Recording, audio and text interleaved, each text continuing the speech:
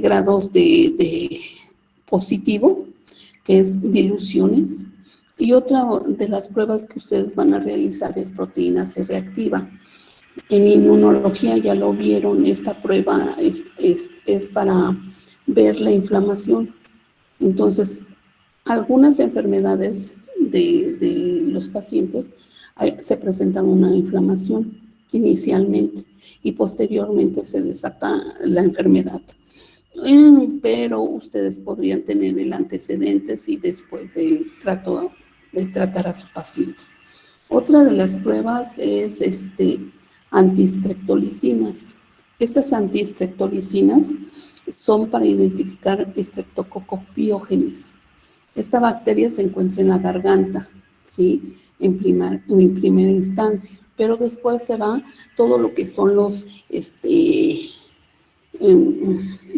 que es el el codo, ¿cómo se le llama? Articulaciones. En estos lugares se acomodan, se va esta bacteria y a los pacientes les da fiebre reumática o artritis.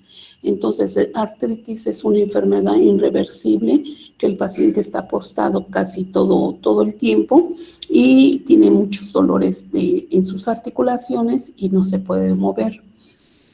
Entonces, esta prueba es una que nos da con los cultivos un exudado faríngeo.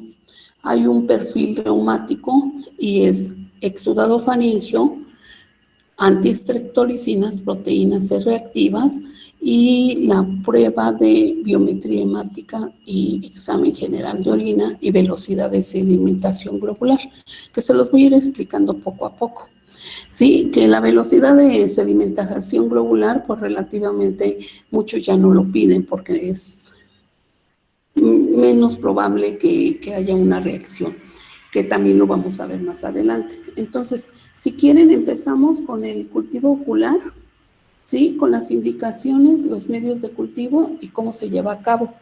Y el miércoles sería todo lo de los pruebas serológicas. ¿Sí, chicos? Iniciamos, Angie, Aitana, Melissa, Emilio, Fernanda, Jair y Paola. Sí, doctora. Muchas gracias. Cierro mi micrófono, ¿eh?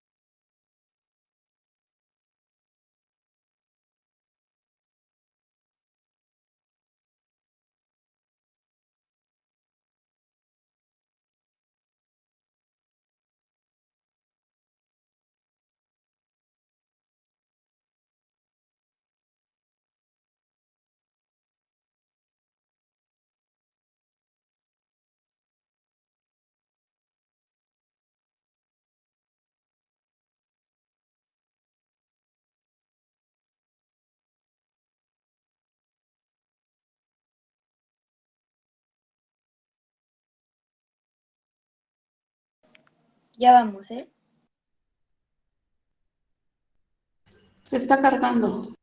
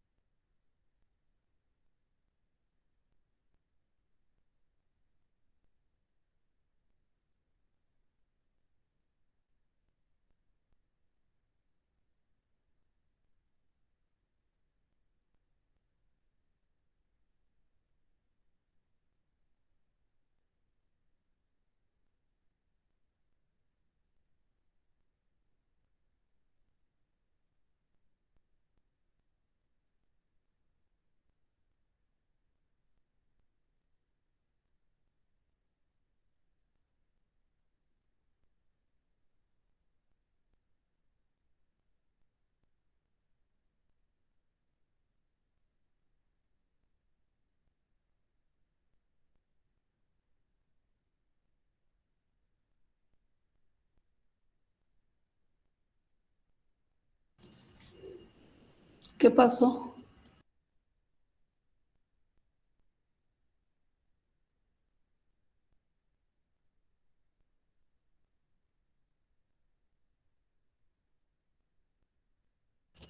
¿Me escuchan? ¿Qué pasó, chicos?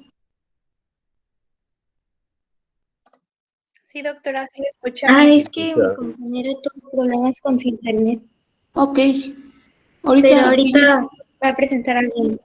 ok, aquí estoy, ¿eh, chicos? Sí, perdón, doctora. No, no hay cuidado, no hay cuidado. Acuérdense que esto está así, feo.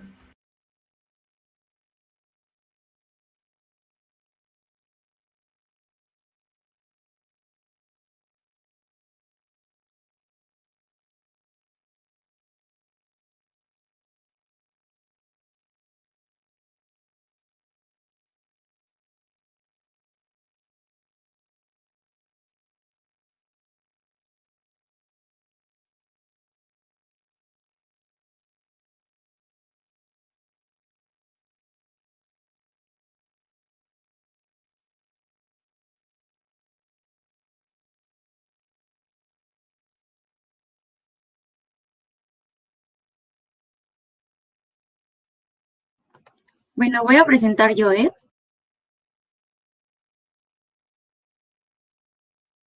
Muy bien.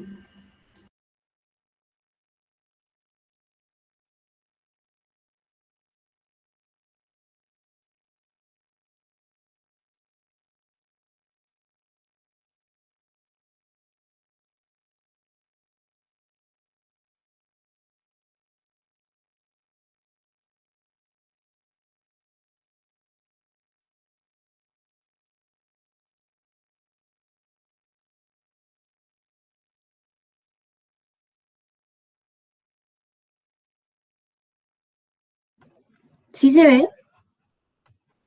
Está cargando. Sí, ya se ve. Ok.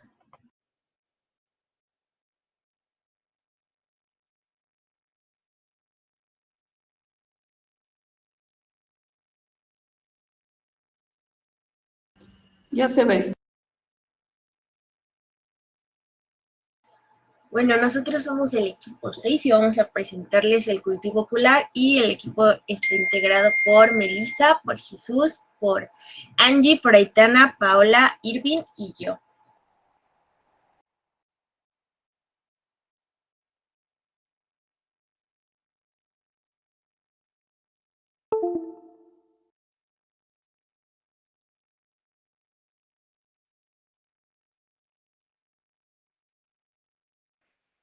¿Sí me escuchan? Sí te escuchamos. Ok, perdón, pensé que no se oía.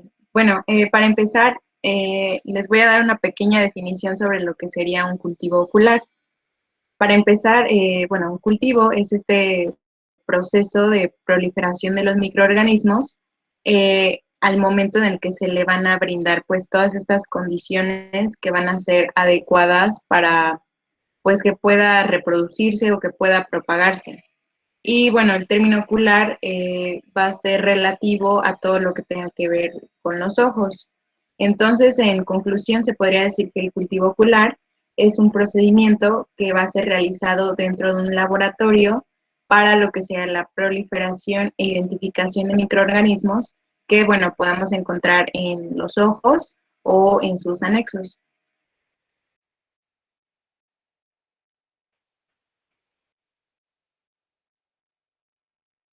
Bueno, ahora yo les voy a hablar sobre afecciones oculares principales de una manera general para que ya mis compañeros les hablen del cultivo ocular. ¿Te puedes pasar, por favor?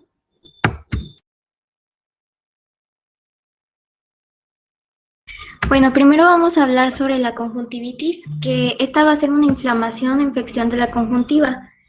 Va a tener síntomas como el lagrimeo, irritación por sensación de arenilla, escozor, quemazón o picor. Y bueno, en general con este padecimiento no va a haber una afección visual.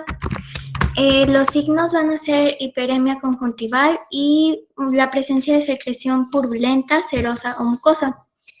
Y bueno, estas se pueden clasificar en cuanto a su causa. Se puede clasificar en infecciosas y no infecciosas. En las infecciosas podemos tener las causadas por las bacterias y causadas por virus.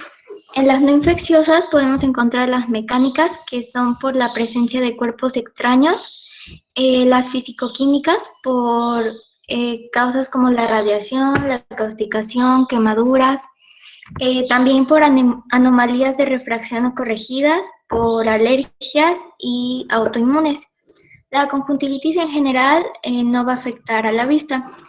Y bueno, la conjuntivitis infecciosa se va a contagiar fácilmente de persona a persona. ¿Le puedes pasar, por favor? Bueno, ahora vamos a hablar de los tipos de conjuntivitis. Primero, porque cada una tiene características diferentes, por lo tanto va a tener un diagnóstico y tratamiento diferente. Primero vamos a hablar sobre la conjuntivitis bacteriana. Esta va a ser ampliamente distribuida en todo el mundo. Es la condición más frecuente en la consulta médica y va a tener múltiples fuentes de contagio.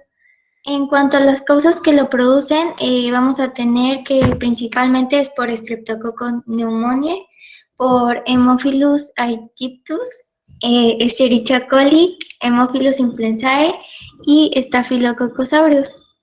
La infección desaparece por sí sola sin tratamiento, pero la conjuntivitis bacteriana va a necesitar de un tratamiento de gotas o ungüentos antibióticos. Y bueno, el diagnóstico se va a necesitar de desarrollar una historia clínica en donde se señale si hay antecedentes de párpados adheridos. También tenemos que revisar si hay presencia de secreción, como podemos ver en las imágenes. También si hay lagañas abundantes y bueno, se va a realizar un cultivo para confirmar la bacteria que se está presentando. Bueno, como tratamiento tenemos que se van a recetar antibióticos locales y bueno, esto ya va a depender del tratamiento que cada médico siga, dependiendo de las características del paciente. Bueno, ahora vamos a hablar de su pronóstico.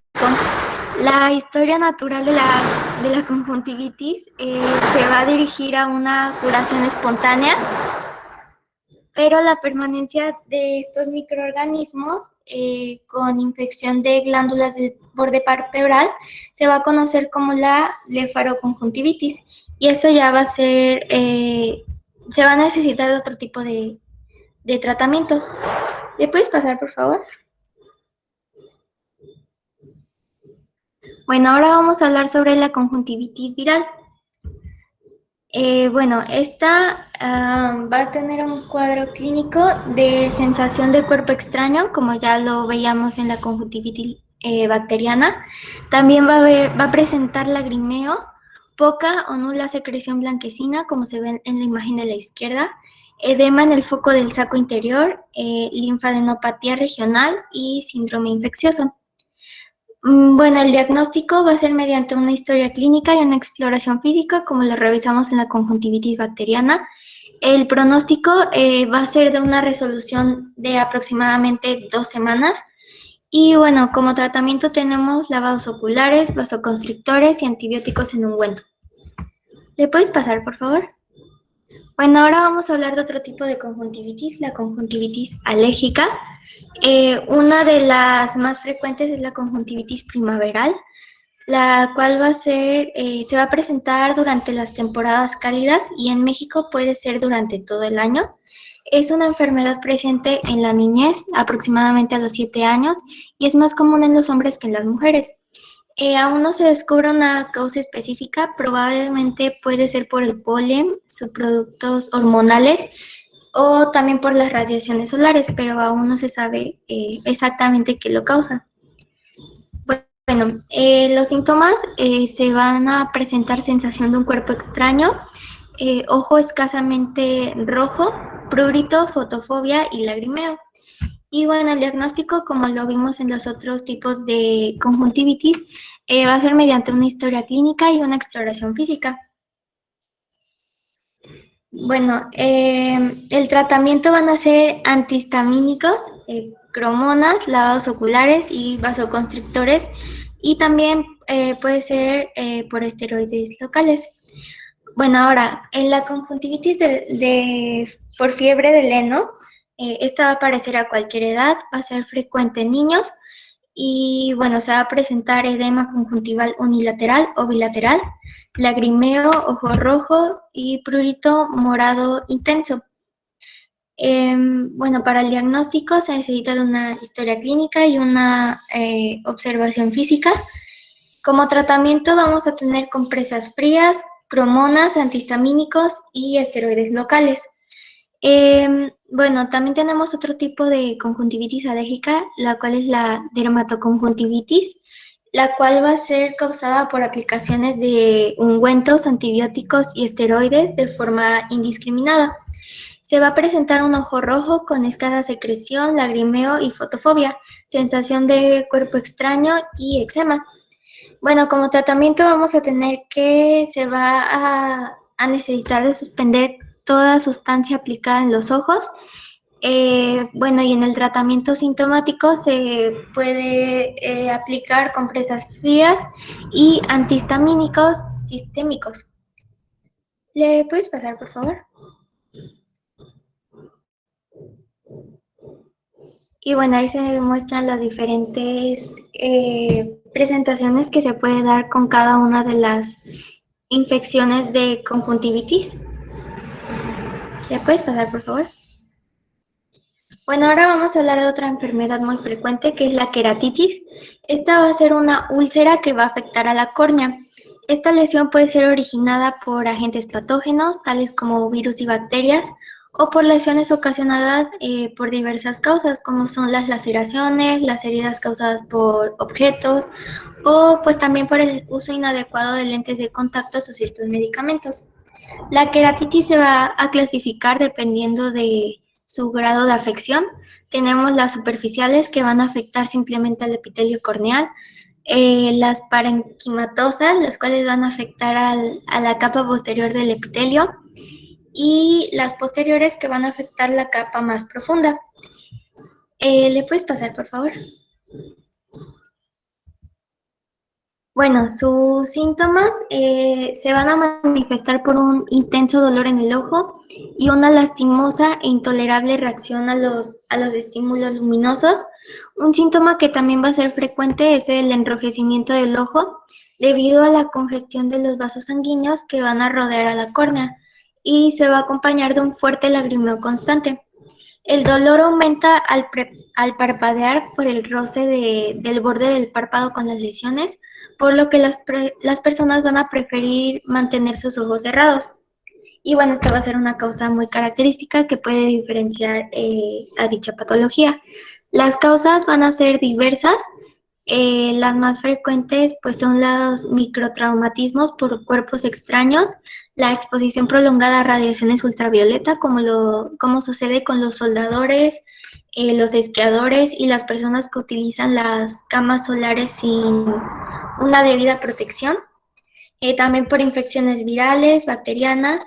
Y bueno, la queratitis profunda va a ser causada como síntomas secundarios de algunas enfermedades como la sífilis congénita, el herpes, la tuberculosis y la lepra. Bueno, los factores de riesgo son los ojos secos, las alergias graves, los antecedentes de trastornos inflamatorios y el uso de lentes de contacto.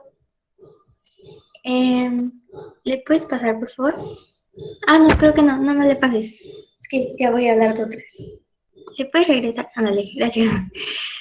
Bueno, las complicaciones, las infecciones y úlceras de la córnea no reciben un tratamiento como tal, pero si estas no son atendidas correctamente, si son de gravedad, puede llevar a la pérdida del ojo, que bueno, eso es en pocos casos, pero puede suceder. También se va a presentar una pérdida considerable de la visión y cicatrices en la córnea. Una forma de prevención pues es lavar muy bien las manos antes de manipular los lentes de contacto. evitar el uso de lentes de contacto durante la noche y conseguir un tratamiento oportuno si es que se ve que la infección se está agravando. Esto para prevenir la formación de úlceras. Y bueno, en su diagnóstico, el oftalmólogo aplica una gota de fluorescencia que va a teñir la úlcera de un color verde.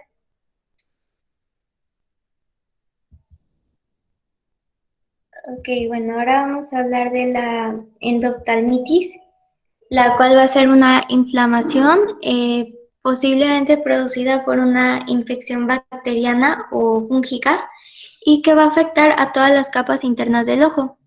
El líquido del ojo, que es el humor vítreo, y la parte blanca del ojo, que es la esclerótica. Bueno, como síntomas vamos a tener que va a haber una disminución de la visión, dolor, enrojecimiento y se va a presentar una hinchazón en los párpados. Si se tiene estos síntomas después de una cirugía ocular, se debe de atender inmediatamente. Con frecuencia la endoftalmitis postquirúrgica está asociada a la cirugía de cataratas. Si se presentan complicaciones durante esta cirugía, va a ser más probable que se desarrolle esta enfermedad, pero no es muy frecuente. Aproximadamente se ve en un caso de cada 700 cirugías realizadas. Y bueno, como causas tenemos que es causada con mayor frecuencia por una infección de bacterias o también de hongos, y con mucha frecuencia va a ocurrir como complicaciones de cirugías, como ya se les había mencionado. Y bueno, las complicaciones, las demoras, ¿le puedes revisar tanto? Sí, gracias. Las demoras van a causar diferentes resultados, lo cual, pues en algunos casos, si no se atiende inmediatamente, pues van a llevar a resultados potencialmente devastadores. El tratamiento para la endoftalmitis debe de comenzar de inmediato.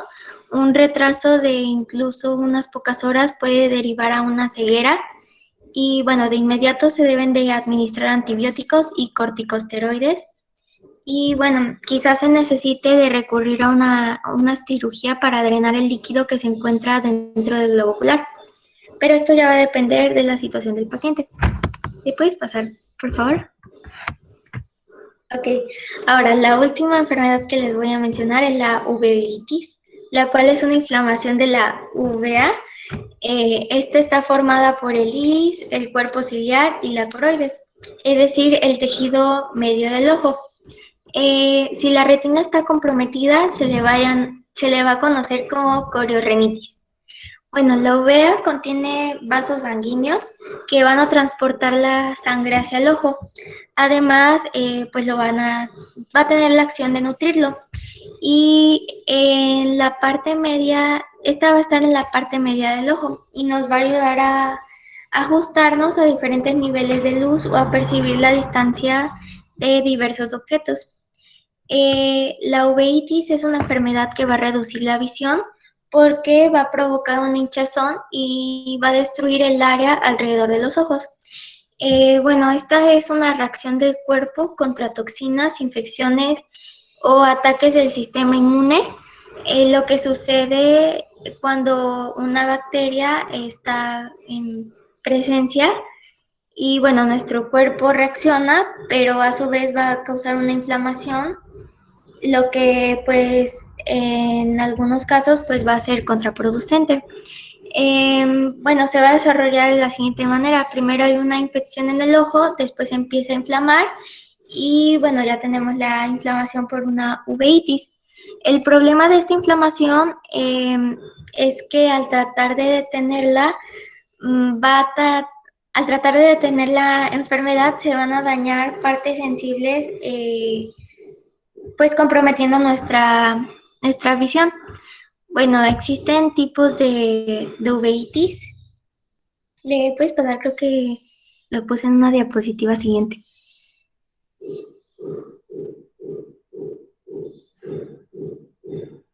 Sí, ahí está.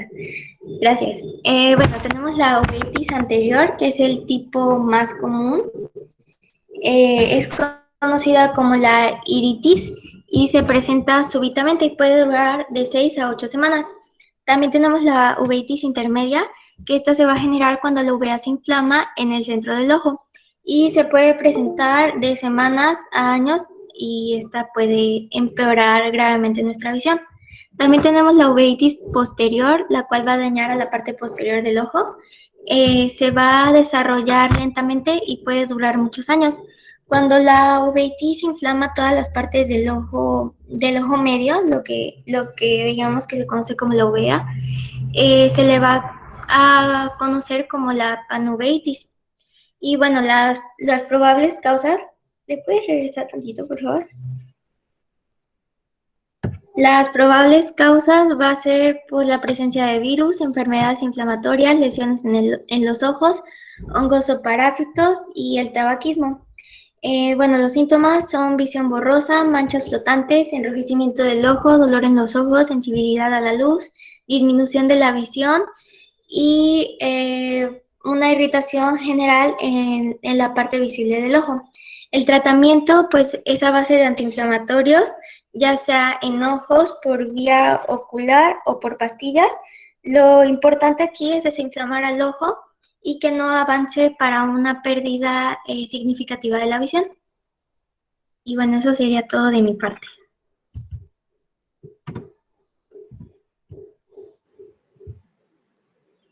Cuando se quieran, buenos días, yo soy Paola Rodríguez y comenzaré hablando sobre los tipos de muestras. Cuando se quiera realizar algún tipo de muestra, se debe tomar en consideración que los diferentes tipos de muestras que se pueden llegar a emplear van a estar en relación a las enfermedades. ¿Le puede cambiar, por favor? Dependiendo de la enfermedad que llegue a estar presentando el paciente, va a ser el tipo de muestra que se pueda estar empleando, ya que algunas enfermedades se pueden llegar a utilizar ya sea desde uno o hasta 3 tipos de muestras distintos para llegar a un diagnóstico. Entre estos tipos de muestras podemos encontrar un exudado conjuntival, ya sea también de lente de contacto, exudado palpebral, de humor vítreo, de raspado corneal y de muestras del aparato lagrimal, así como biopsia corneal, de lente intraocular y también de sangre. Se debe de tener también en consideración que se deben de diferenciar las muestras de exudados cutáneos o mucosos, que son las que se van a estar tomando con hisopos de Dacron o alginato de calcio, del resto de las demás muestras oculares, que van a estar requiriendo principalmente de contenedores más pequeños y con un medio de transporte. También mencionar que se pueden utilizar como transporte un hisopo en medio AMIS o también en caldo de peptona como el caldo cerebro-corazón, y que en este caso el medio líquido va a estar presentando una ventaja frente a la utilización de los hisopos, ya que estos van a presentar una homogeneización una vez que llegan al laboratorio para las pruebas, de tal forma que se pueda realizar un único raspado. ¿Le puedes cambiar, por favor? Gracias. Para estos mismos tipos de muestra, como ya se los había mencionado, van a estar dependiendo justamente de la enfermedad que se está hablando. Por ejemplo, de la conjuntivitis, como ya se les había mencionado, es una inflamación o infección de la conjuntiva, la cual pues va a estar siendo principalmente ya sea de la membrana externa del globo ocular y también del párpado interno. En esta, el tipo de muestra que se va a estar empleando va a ser del exudado conjuntival, y entre el procedimiento se debe de estar utilizando un hisopo de Dacron o alginato de calcio, y se puede estar empleando un medio de transporte de AMIS. Pero si ya hay un virus como el clamidia, ya sería un medio más específico. ¿Le puedes cambiar, por favor? Gracias. Cuando se trata de la queratinitis, en este caso vamos a tener 3 tipos de muestras. En este caso podemos encontrarnos el raspado corneal, en el cual se va a estar utilizando una espátula o una hoja de bisturí o aguja para este mismo raspado y teniendo un medio de transporte de caldo. También un raspado de lente de contacto, en donde se va a estar raspando la cara cóncava, la que va a estar principalmente en contacto con el tejido ocular, y se debe estar utilizando un medio de transporte de suero fisiológico. ¿Le puedes cambiar, por favor? Gracias. El último tipo de muestra que también se puede estar empleando para la queratitis va a ser la biopsia corneal. En esta va a ser una trepanación no penetrante con microscopio quirúrgico. Justamente lo que se va a estar buscando en su procedimiento es que no se lleguen a dañar de forma excesiva los tejidos corneales, y se va a estar utilizando un medio de transporte de suero fisiológico o de caldo. ¿Puedes cambiar, por favor? Gracias. En la blefaritis, el tipo de muestra que se va a estar utilizando va a ser de un exudado palpebral. En este se va a estar utilizando en su procedimiento un hisopo de dacrón o alginato de calcio, y el medio de transporte va a ser un AMIS. ¿Me puedes cambiar, por favor? Gracias. En la endoftalmitis se pueden llegar a utilizar 3 tipos de muestras, entre las cuales se va a encontrar el humor vítreo, que en sus procedimientos ya sea puede ser un aspirado con jeringa, un lavado, una vitrectomía, en donde ya se va a estar sacando todo el humor vítreo, y se va a estar teniendo como medio de transporte un caldo. También se puede estar utilizando el lente intraocular, que va a constar en su procedimiento de una extirpación quirúrgica, y como medio de transporte estar utilizando un suero fisiológico. ¿Y le puedes cambiar, por favor? Gracias. Como último tipo de muestra que también se puede llegar a utilizar va a ser la sangre. En su procedimiento va a ser la utilización de hemocultivos que se van a estar obteniendo por punción venosa, y en su medio de transporte van a ser frascos de hemocultivos, frascos para los hemocultivos. ¿Me puedes cambiar, por favor? Y para la dacrocistitis o la canaliculitis, el tipo de muestra que se va a estar utilizando va a ser muestra del aparato lagrimal. En este caso se va a estar necesitando de un exudado purulento, ya sea procedente del canal o del saco lagrimal, ya que la dacrocistitis consiste en la inflamación causada habitualmente ya sea en el saco lagrimal, mientras que la canaliculitis va a ser una inflamación del canalícula lagrimal. Dependiendo de la enfermedad, va a ser de donde se va a estar sacando este mismo exudado, ya sea de el canal o del saco. Y el medio de transporte que se va a estar utilizando va a ser un frasco de recogida para la muestra. Eso sería todo de mi parte. Bueno, ahora yo les voy a hablar sobre el transporte de la muestra. ¿Le pasa la siguiente, por favor? Bueno, de forma pues un poquito más general, los exudados que ya mencionó mi compañera Paola hace ratito, que en este caso sería el conjuntival y el palpebral. En este se va a utilizar el medio de AMIS, como también ya había mencionado, con el uso de torundas, y se va a mantener en refrigeración a una temperatura de entre 4 a 8 grados centígrados. Para lo que sería el raspado corneal, en este se va a ocupar un hisopo en medio de AMIS, más bien puede ser el hisopo o que se mantenga en un caldo peptonado o en cerebro corazón, BHI. Y para el humor vítreo, en este caso se va a ocupar lo que sería la inoculación o el caldo de transporte de corazón, de caldo corazón, perdón, o el TBS, que sería el caldo soja triptona. Y cambies a la siguiente, por favor.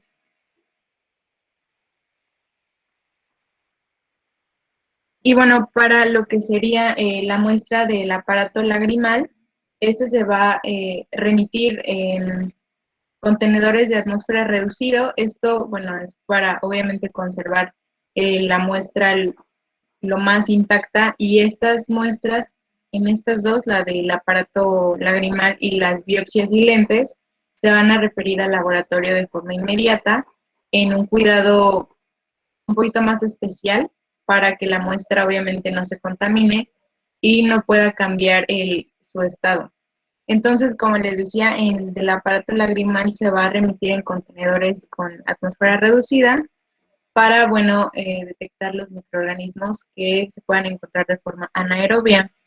Y para las biopsias y lentes, en estos se van a transportar en contenedores estériles con una pequeña dosis de solución salina. ¿Le das otra? Bueno, ahora también yo les voy a mencionar sobre la recolección de la muestra. Para empezar, les voy a mencionar sobre el exudado conjuntival, que bueno, esta se va a hacer antes de la instauración, perdón, de un tratamiento tópico. También este exudado se va a frotar la conjuntiva con un hisopo de dacrón o alginato cálcico y se va a conservar en, como ya les había mencionado ahorita en lo de transporte, en lo de AMIS.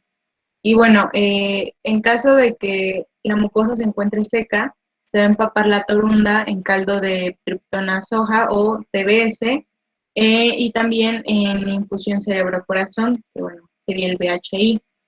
Y bueno, en dado caso de que se necesite obtener una segunda muestra, va a ser sin medio de transporte y esta muestra sería para un examen microscópico. Durante lo que sería la toma de muestras se tiene que evitar a toda costa que se tenga contacto con lo que sería el borde del párpado para obviamente no arrastrar microbiota que esté alrededor o que pueda estar presente en esa zona.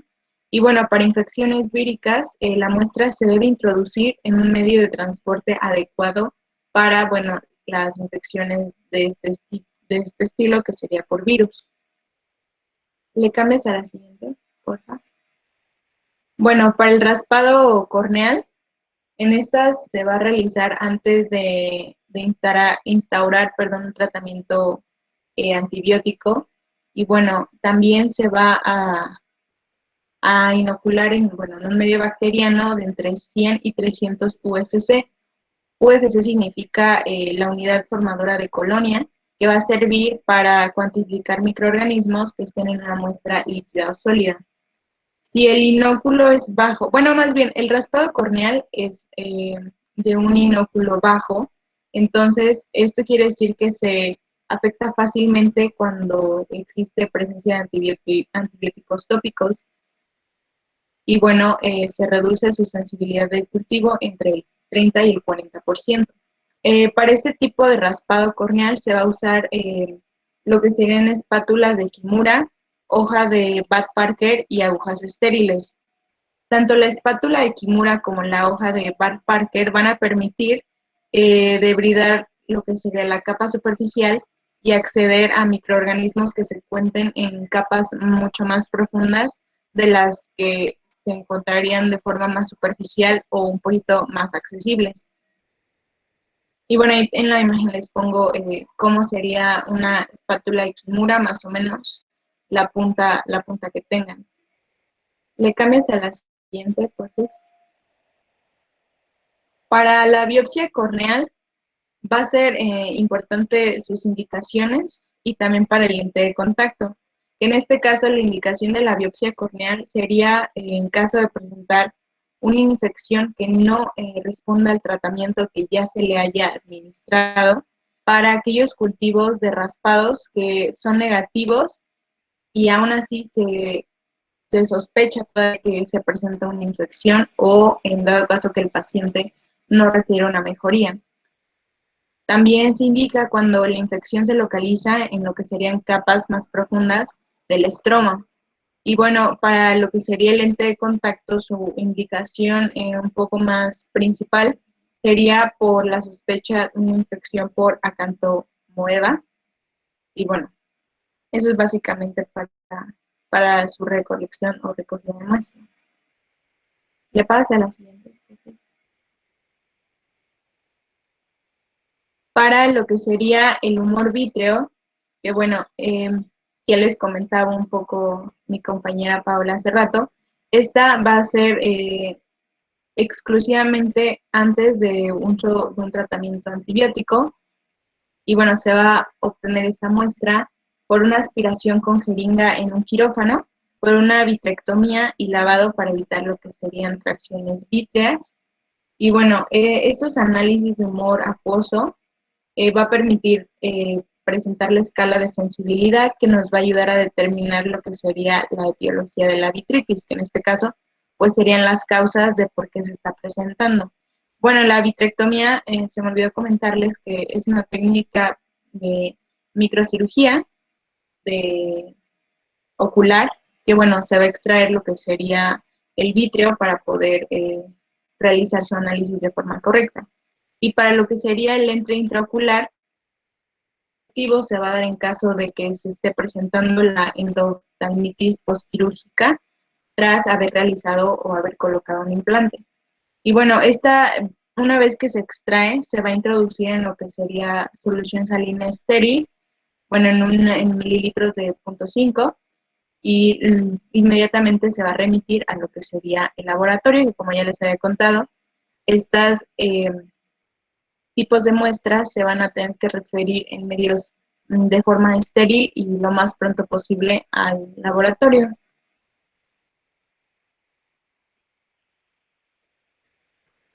Y para lo que sería el exudado palpebral, esta se debe de frotar sobre el párpado o la zona en la que se encuentre la lesión o la zona ulcerada, con lo que sería una torunda de algodón o aginato cálcico. También se va a tener que encontrar humedecida con triptona soja, que sería TBS, en lo que sería en una infusión cerebro-corazón. Y bueno, para las muestras de aparato lagrimal, en caso de ser un exudado purulento de canal o del saco lagrimal, se va a aspirar con jeringa, y en caso de que se encuentren concreciones en canal, se van a tener que extraer con una espátula o creta para posteriormente ser extendido en un portaobjetos y posterior realizar la tinción. Y en caso de que sea una extirpación de saco o la propia glándula lagrimal, esta se tendría que introducir en suero salino estéril, como ya también les había mencionado, y remitirlo inmediatamente a lo que sería el laboratorio. ¿Qué pasa? La siguiente, por favor. Y bueno, ya por último tenemos el de sangre, la muestra en sangre, que bueno, en este caso se realiza más que nada cuando se presenta la endoftalmitis hematógena, y bueno, esto se va a practicar los hemocultivos por punción venosa. Entonces, bueno, se va a necesitar una punción en la que se extraiga sangre para poder ser remitida al laboratorio y que se pueda realizar un estudio completo de la misma. Y bueno, eso sería todo por mi parte.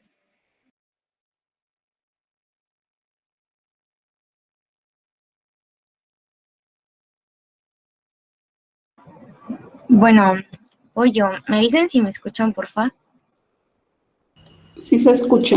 Sí, te escucho bien. Ok. Bueno, esta parte en realidad es de mi compañero Chavero, nada más que no pudo presentarse a la clase y pues la voy a decir yo. Pero ¿No pues sabe la es de causa? Chavero.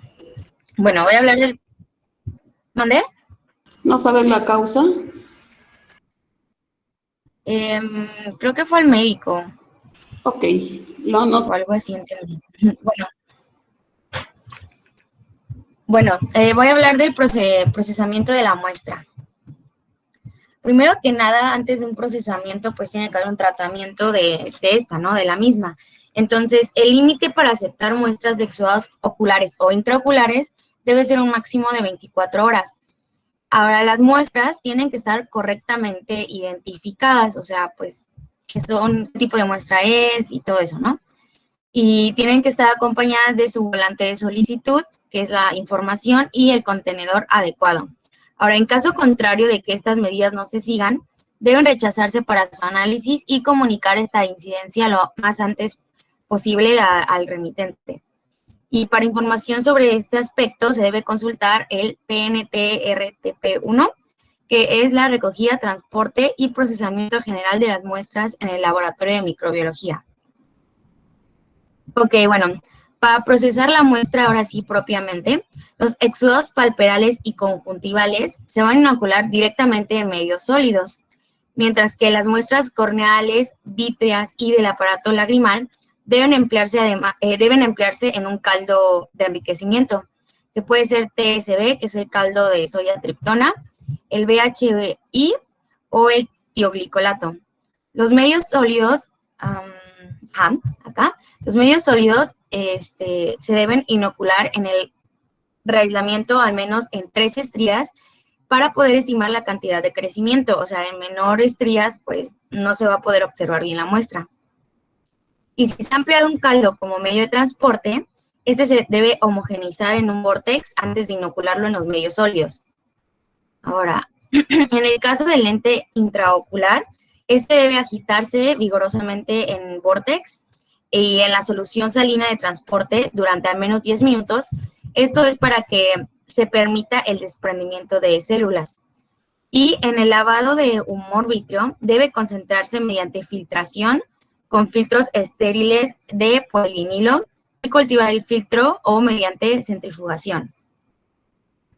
Ok, ahora el examen microscópico es fundamental, ya que nos va a permitir en ocasiones orientarnos en un tratamiento precoz y además nos permitirá evaluar la significación clínica de los aislados y descartar flora colonizante. La tinción de Gram, pues también se usa, pero tiene una sensibilidad muy baja en los raspados corneales, que es aproximadamente un 30% en las úlceras tempranas o pequeñas, que estas son de menores de 2 milímetros. Y tiene más o menos de un 40 a un 60% en las úlceras más avanzadas. O sea, realmente no es tan sensible. Y esta sensibilidad de la tinción de Gram en las muestras vítreas también es muy baja. Ahora, hay que investigar la presencia de hongos en la queratitis con varios métodos. Estas son la preparación en fresco con hidróxido de potasio, la tinción con naranja de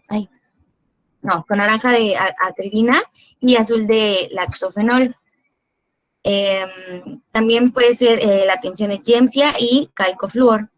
Y en las infecciones del aparato lagrimal deben realizarse adicionalmente extensiones para tinciones de ácido alcohol resistentes. Y bueno, si hay sospecha de queratitis por Acanthamoeba, que es cuando hay un infiltrado en amarillo, esto es cuando es un portador de lente de contacto. Se debe realizar un examen en fresco con el 10% de hidróxido de potasio y raspado, o biopsia corneal o del raspeado de la lente de contacto, aunque igual la sensibilidad es muy baja.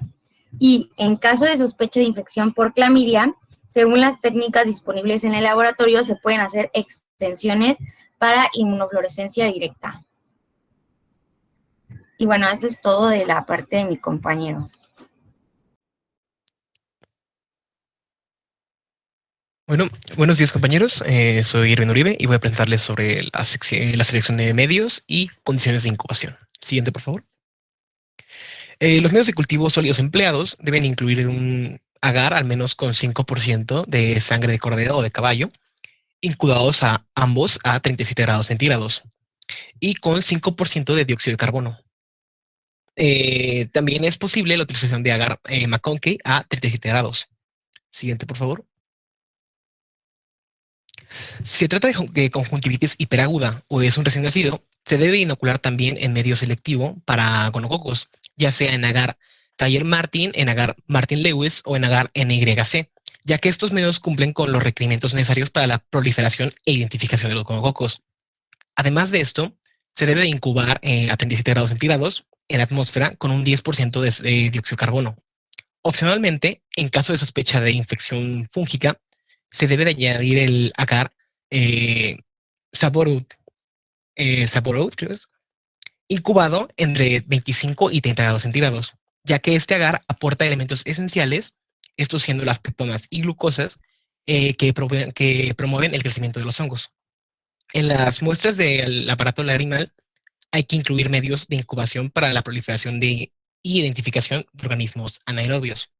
Siguiente, por favor.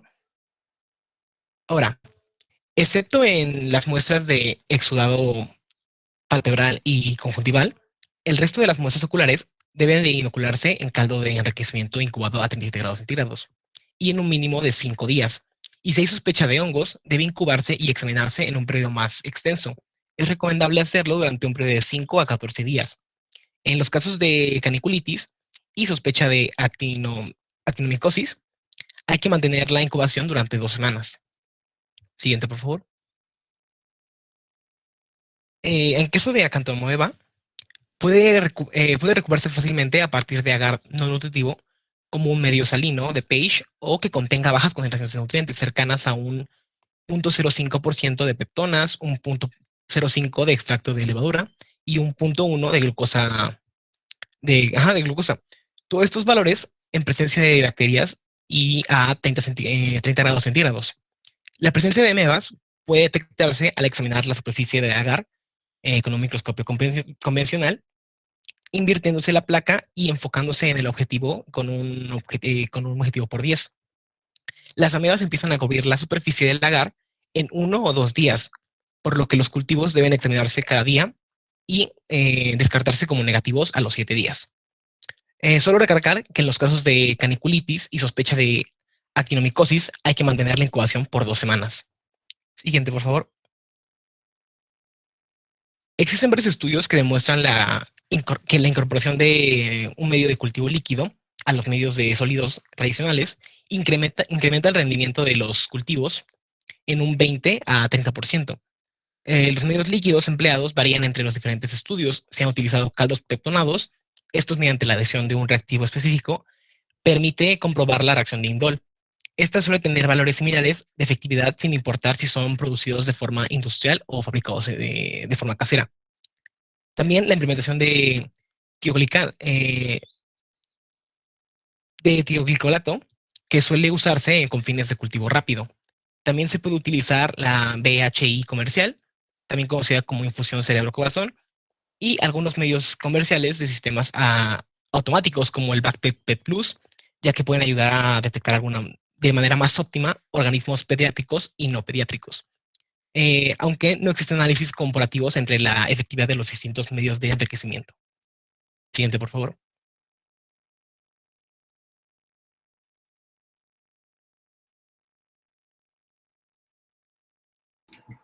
Bueno, yo les voy a hablar acerca de los criterios para la interpretación de los resultados. Bueno, vamos a tener que el examen microscópico de las muestras va a permitir valorar la significación de los aislados, especialmente cuando se trata de microorganismos propios de la microbiota cutánea del párpado. Y aunque no disponemos de estudios que hayan analizado de forma cuantitativa la correlación entre la tinción, el recuento bacteriano y el cuadro clínico, la visualización de las bacterias en las tinciones nos va a indicar un inóculo significativo. La presencia de leucocitos y bacterias intracelulares también van a ser indicativos de infección por ciertos microorganismos. La otra, por favor.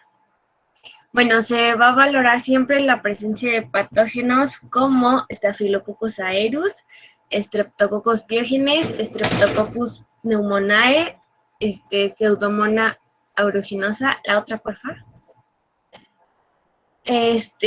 Neisseria gonorrhoeae, Haemophilus influenzae, Propionibacterium acnes, Actinomyces spp. La otra, por favor. Nocardia spp, levaduras y hongos filamentosos. Bueno, esto siempre se va a tener que valorar para poder. Bueno, ahora, en la muestra del aparato lagrimal se va a valorar la presencia de la microbiota mixta anaerobia, y en las muestras intraoculares y biopsias todos los aislados van a ser significativos, y en especial la detección de Chlamydia trachomatis, pues va a ser siempre como más significativa que otras. Y debido a que con frecuencia se aíslan bacterias procedentes del borde palpebral a partir de la conjuntiva sana.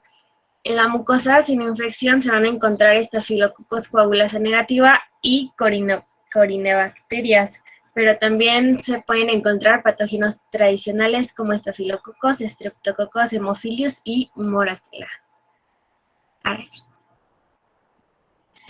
En situaciones de no infección, la cantidad presente de estas bacterias en la conjuntiva va a ser pequeña y generalmente va a producir menos de 10 colonias en la placa de cultivo, mientras que en los casos de conjuntivitis aguda se va a obtener un crecimiento cofluente. La sensibilidad del cultivo va a disminuir cuando se trata de infecciones fúngicas respecto a la bacteriana. Y para valorar los cultivos corneales se va a tener que tener en cuenta las siguientes situaciones, que va a ser en primer lugar que un resultado negativo no va a descartar el origen infeccioso de la úlcera o de la abrasión en la córnea, que es cuando se nos pone así el ojo rojo. Y en segundo lugar, pues la superficie de la córnea puede estar cubierta transitoriamente de microbiota vehiculizada por el flujo lagrimal.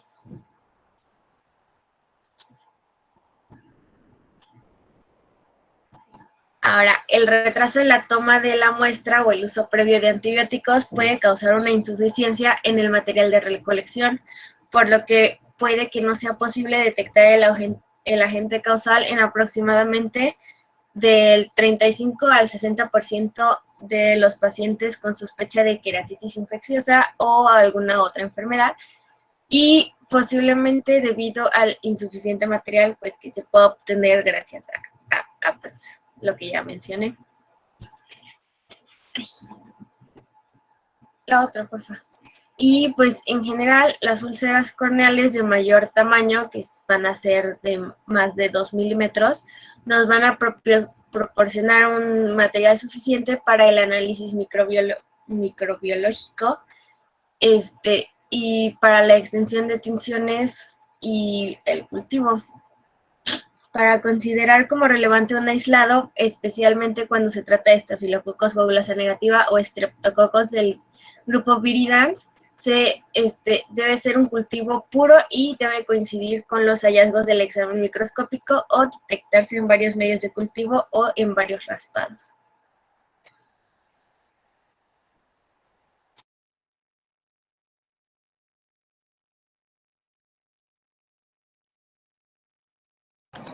Ok, bueno, voy yo otra vez.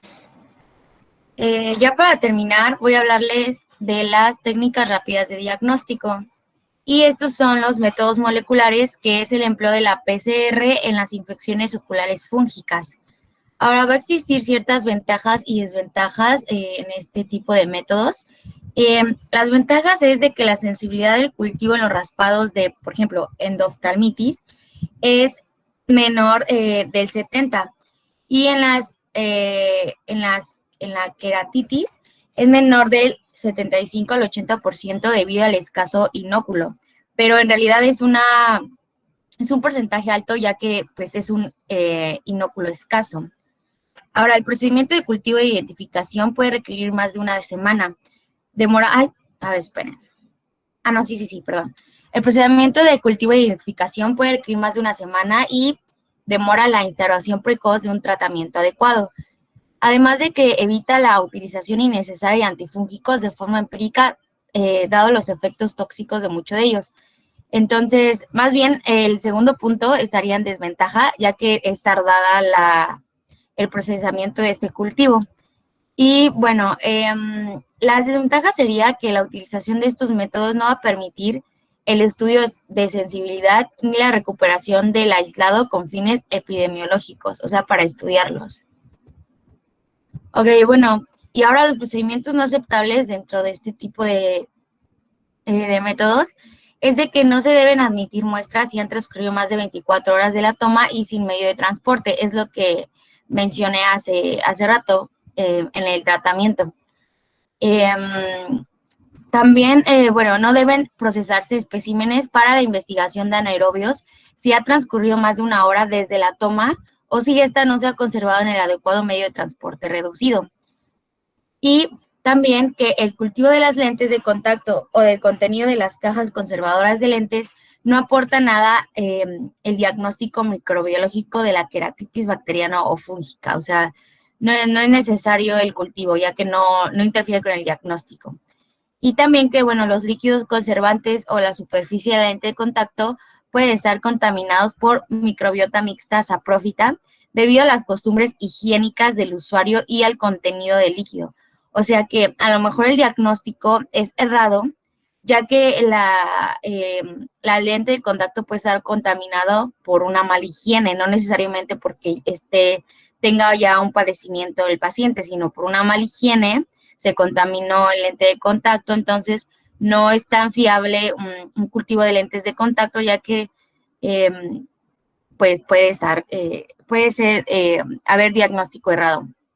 Y también, bueno, que en menos del 25% de los casos va a coincidir el microorganismo aislado en la lente o en el líquido de lentillas con el aislado de la úlcera corneal. Es lo que decía. O sea que puede que haya algo en el cultivo de la lente o en el líquido de lentillas que no necesariamente esté en la úlcera corneal y pueda que haya ahí una confusión de acuerdo a lo que se encontró en el lente y lo que hay en la úlcera corneal. Y bueno, esto sería todo por parte de nuestro equipo y esta es nuestra bibliografía.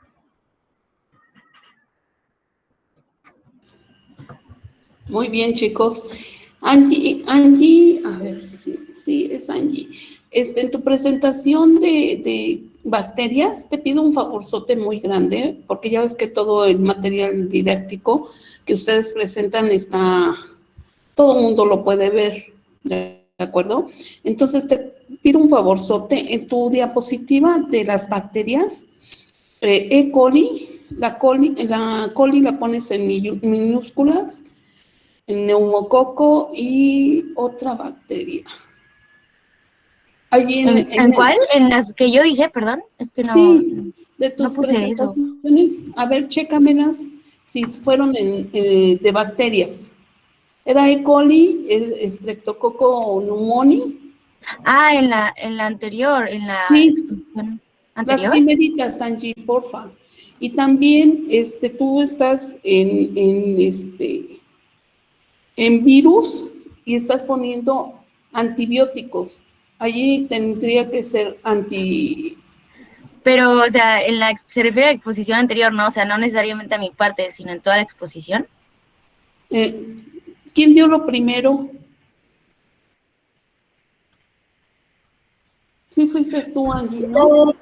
No, fue Melissa, perdón, Melissa. Ya no me acuerdo, la verdad. No, fue Melissa. Ajá, sí, yo di las enfermedades. Sí, por favor, cámbiame a donde, vete a la diapositiva que dice bacterias. Donde está E. coli, Streptococcus pneumoniae y otra bacteria. El género, la especie, por favor, son en minúsculas y el género mayúscula. La primera y después todas las minúsculas, por favor. Ah, ya entendí. Sí, ¿Ya la encontraste? ¿Ya?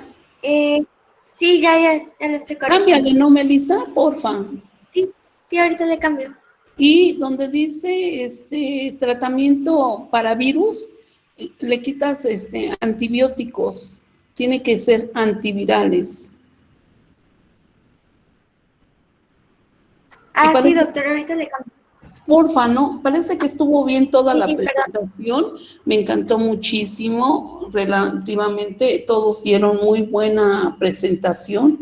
Entonces, ya tienen el material, una persona por equipo que suba a su presentación, la anexan toda junta, la suben en su plataforma de Classroom para que tengan el material para estudiar para su examen.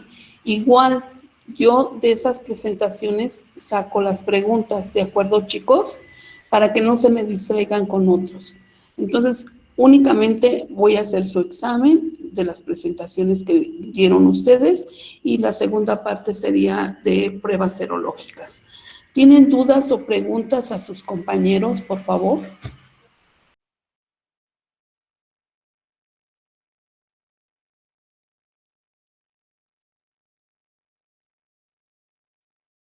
O que sus compañeros del equipo 6 les pregunten a ustedes a ver si estuvieron atentos.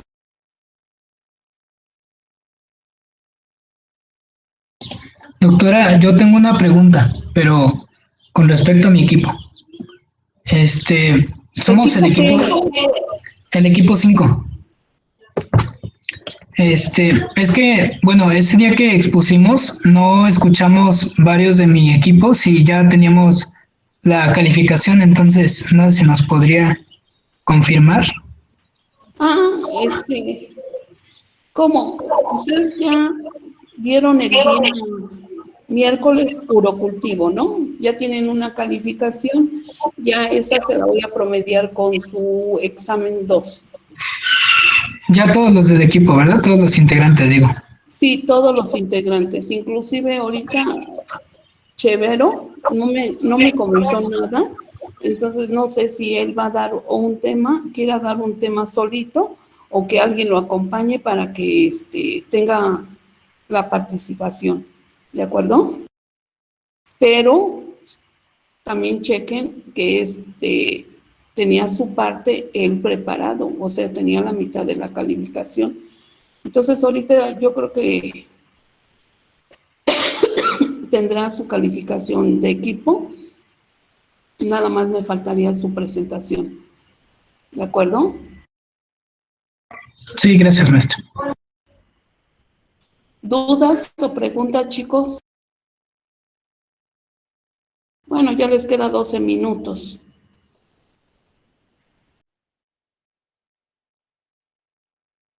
¿Dudas, chicos? O aquí le dejamos y nos vemos el miércoles. Todas sus presentaciones, todas estuvieron muy bien, ¿de acuerdo? Entonces, chicos, si no tienen dudas, preguntas, nos vemos el miércoles a las 1:30. Sí, doctora, está bien. Doctora, yo tengo una pregunta. Sí, maestra, está bien. ¿Qué pasó, Gudiño? No, soy yo, Jacqueline ¿Qué Tavira. pasó, Tavira? Era respecto a subir las presentaciones, ¿solamente las ponemos en el tablero del Classroom o usted va a abrir como una tarea? No, tú puedes subirla al tablero y yo de allí ya veo las personas.